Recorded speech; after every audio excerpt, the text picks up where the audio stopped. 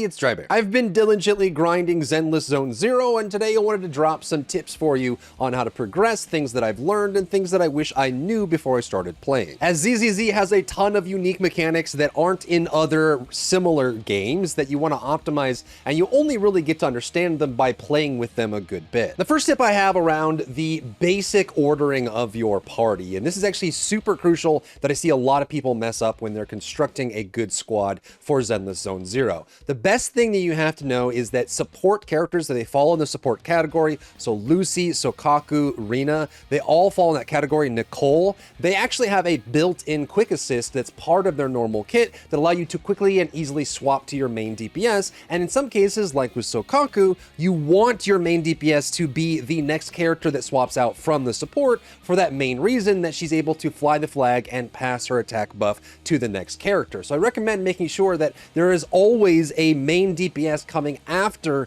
your support rather than your stun character if you're running a traditional lineup. So in this case, on my Fire Soldier 11 team, I have my carry in the first slot, my stun character in the second slot with Ben, and my support character Lucy in the third slot. Now let me show you what I'm talking about with this extra quick assist that you get from your support character. We're gonna do this live real quick. So you can see that if I do a basic ability on my DPS, nothing happens. If I swap to my second character here and I do an ability, nothing happens. However, if I switch to my support character, and this is true for all support characters, as soon as I actually use my ability, one of my favorites to demonstrate this on is Lucy, because her normal ability, her EX, is so incredibly fast. So you'll notice that even though he is not at a stagger state, like he doesn't have enough days to get stunned here, if I use my regular EX ability and I attack with it here, you'll notice that immediately I get a quick assist for my next character, and I'm able to swap out from my support every single time I do that, even without triggering a chain attack, even without triggering an assist attack. It'll automatically go into an assist if you have EX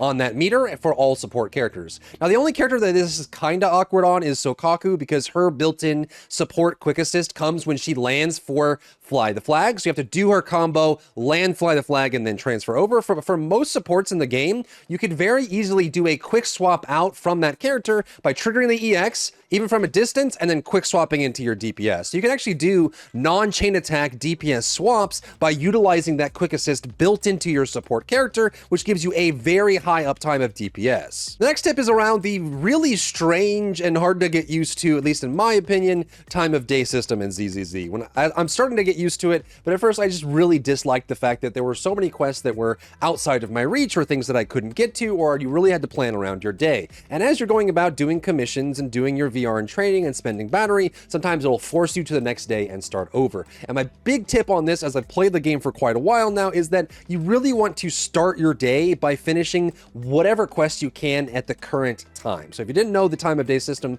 how it works, there is morning, afternoon, evening, and midnight inside of Zenless Zone Zero. You will have commissions and quests that exist inside of this system, and some of these can only take place at a specific time of day, and this is very true when it comes to actual agents, like doing your commissions here, you're doing your connections with them, actually building up your rapport with the trust with the agents. These happen at specific times of day. So what I've learned is that I would usually get on, spend my batteries, progress to the next thing, and then realize at the end of my daily cycle that I have a bunch of quests that have to happen at a specific time of day. And my recommendation is always to jump on, press E, see what time of day it currently is, and do whatever time related things that you'll need to in that time slot. Then when you need to progress time, go forward and do the commissions that might use that time passing mechanic. The next tip was around the passage of time specifically. So not just managing your quest properly, but if you need to pass time, what can you possibly do? The most obvious of this is just doing commissions. Anytime you enter into a mission, whether it's a main mission, a side quest mission, or even doing the VR training for spending your batteries, all of those will pass the normal day time. So you'll go from this cycle, like if you start in the morning and you do a mission, you'll usually progress one stage over into the afternoon, and then into the evening, into the midnight, and then when you pass too much time, it'll force you to go to sleep and start the next day over. But there are other ways outside of doing quests, like maybe you're out of commissions at the current time, or you're waiting to hit the next threshold, like maybe you're in or not 29, you haven't unlocked the next tier of the main story yet, so you're waiting for that to happen, so you're going to progress forward into that. So how can you pass time if you're not going to be doing commissions? And the first and most easiest is that you get a free time skip once a day. You can for free go from one stage to the next stage. So if it's morning, you can go to afternoon. If it's afternoon, you can go to evening, so on and so forth. And you do this by holding Alt on PC or on mobile, just clicking on it, going up to the time of day here in the top left, clicking this, and you get to rest. You can also do this at your bed as well. It's just taking a nap in the middle of the day, and this will progress the time state one state forward, but you can only do it once for that day. The next best way is to actually eat at General Chop's shop or go to the coffee place. This isn't 100%. I think there's some kind of back end that happens when this goes on, but there are times where, depending on how much time has passed in game or where you're at, where if you go and drink coffee, it will progress one game state, one time state, or if you eat at General Chop's shop, you'll get that. So sometimes you may want to wait until you've completed the quests that are specific to that time period, then go eat and see if it moves you forward, or go to the coffee shop and drink to see if it moves you forward, and then go to the next stage and see if there's any quests that you need to complete. And the next best thing is to go to the Godfinger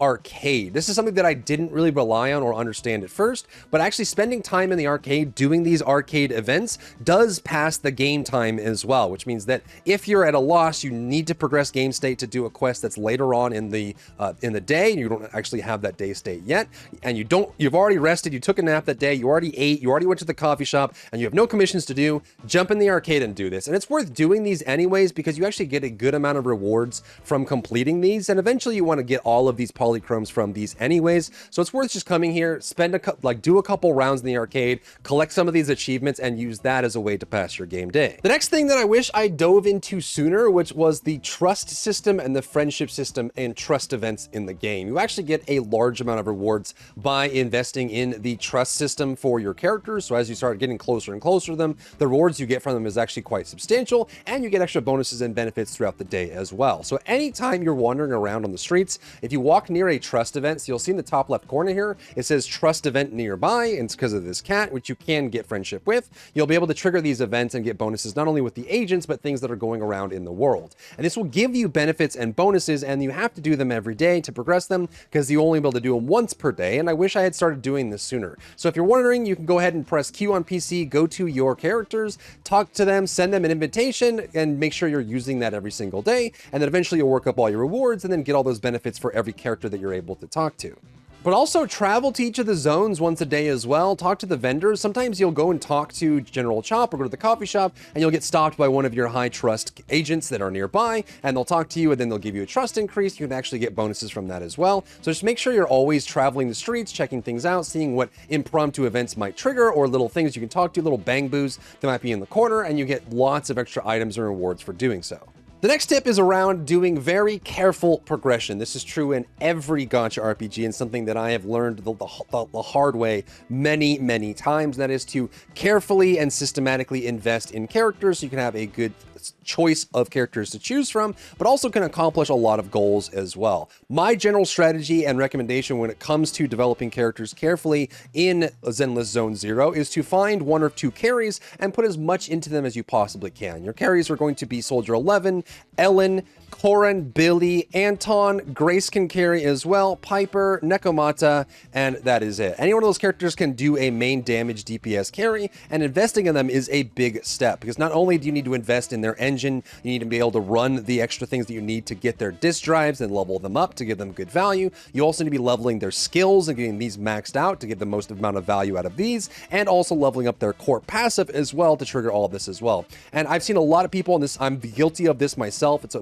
lesson I've had to learn many, many times, is that if you try to spread yourself too thin by leveling everyone to max, your characters aren't going to be strong enough to clear the hardest content. So maybe you're struggling in Shiyu defense, or you're having to go to the hollow point or something like that, and you're having trouble because you don't have a strong enough character that's able to deal that damage. Next, outside of DPS carries, once you've invested in them, you can actually leave your stun characters like Ben or like Lycan or Colada or even Anby. You can leave them a little bit behind because their goal is to come on field through a quick assist, trigger daze damage, stun the target, and then get off the field. Same thing goes for the support characters like Lucy, Sokaku, Rina, or Nicole. They don't have to be on the field very long, and as we discussed earlier, you can quick assist off them very easily. So having them one stage behind, like if you're level 40 is your current stage, maybe they can be level 20 or level 30 with some good defense, or you can run things like the defense bonuses like defense engines on them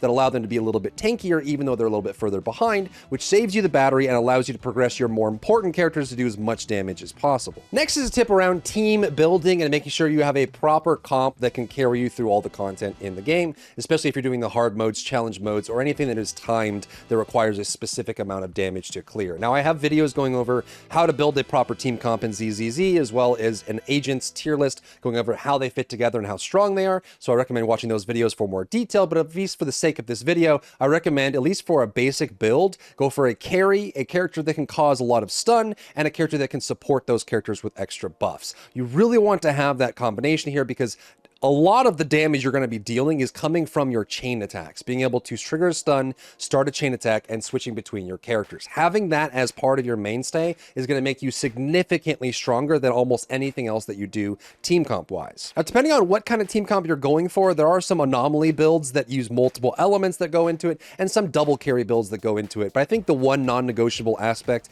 of Zenless Zone Zero is having a very strong stun character that can deal a lot of daze. Your options for that, again, your best option for that by far is going to be Lycan. He is easily the best stun character in the entire game. Up next is Coleta. She's incredibly strong, lots of daze. And then for backup, you can also run characters like Ambi, which do a good amount of daze, and Ben can too if you build him for impact on top of that. Now, I don't want to dive too deeply into the strategy and team comp build for ZZZ here, but I do want to at least share this document. I'm a big spreadsheet fan, so I always have spreadsheets for all the games that I play. So if you're looking for a specific thing, this is ordered by carries. So depending on where you're going to get Soldier 11, Ellen, Grace, Necomanta, Anton, Piper, Billy, or Corrin, all of the carries that are currently in the game. Here's what I recommend for team comp and how to build them together, as well as the different setups for the engines that work well on them that are all 4-star or lower, and the drive sets and the stat ratings that you want to get for them as well. So if you're looking for that, depending on which 5-star you get out of your beginner banner, you want to play around having that be your primary comp until you get a more fleshed out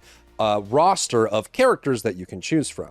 Next is just general tips around gacha and pulling. This is something that I think a lot of people that are new to gacha games don't fully understand when they first start playing. The system is built to go against you and to encourage you to spend. So if you're someone who doesn't want to spend, proper planning and good patience is what allows you to get through the process of playing a gacha RPG. And personally, I love playing gacha RPGs, especially as either a minnow or a free-to-play player, and just playing over time and using what I get as a random challenge to say, hey, here's what you get, see if you can make a team out of it. My first recommendation is always going to be going to the stable, which is the standard banner, and pull 50 times. You'll easily be able to do this with all the free giveaways they've given out for launch. Just make sure you come here and pull 50 times on this beginner's banner in order to get that guaranteed 5-star pull, and then based on that, you can make a team comp out of it.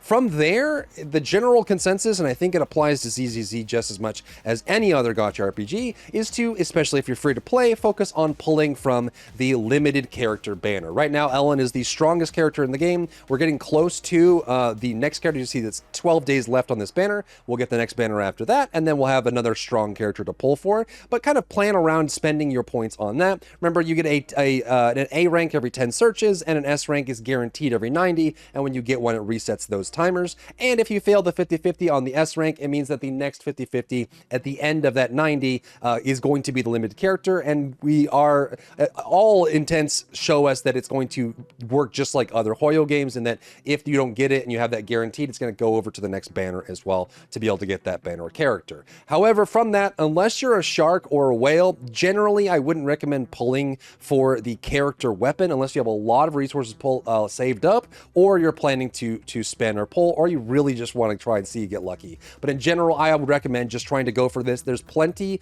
of very good S and A rank engines that you can use in place of running your limited resources as a free-to-play or minnow player on the actual weapon or W engine banner. So just make sure you spend 50 on the base, however what free you get from that. So by the way, there's a whole bunch of giveaway events, but also like trust event wise, you can get extra pulls, even like upgrading your characters. So like if you upgrade a character to level 20, level 40 and level 60, you get a free basic banner pull. This is for every character in the game, so you'll slowly start accruing these free standard banner pulls, and you'll eventually work your way towards the 300 guaranteed selectable here down at the bottom. So once you pull the standard banner 300 times, you get a free selectable 5-star agent from the starter 5 stars, and by then you'll have a better idea of which one you actually want to use. And the last tip I'll leave you with, because the video is getting too long as it is right now, is around the Bangboos in the game. And this is something that I hadn't really fully explored or really put much effort into when I first started playing ZZZ, but I'm starting to see the value of these characters dramatically. So not only that, you're going to get a whole bunch of free pulls from the events and the in-game bonuses in order to pull from this Bangboo banner. You'll also get a selection to choose from any one of these Bangboos. Now you can run these Bangboos with you, and they all do tons of different things. All the S-rank Bangboos have 3 different variants that you can choose from. You can pick between these and activate it and get the bonus. They do have their own stats. Some of them are very good at dealing damage, like they'll be able to swap in from a chain attack, and especially in the difficult encounters like the Notorious Hunts or the Shiyu defense, you'll be able to do a 4-string chain attack that includes a Bangboo if you like, or just has 4 characters in a row, which gives you extra value there, but some of them have other benefits outside of that. So if you're running a fire comp, I recommend Rocket Boo because he can actually do anomaly buildup for fire. He can also get bonus chain attack damage when they have fire on them. So if you're running a Soldier 11 comp, I recommend picking up the Rocket Boo.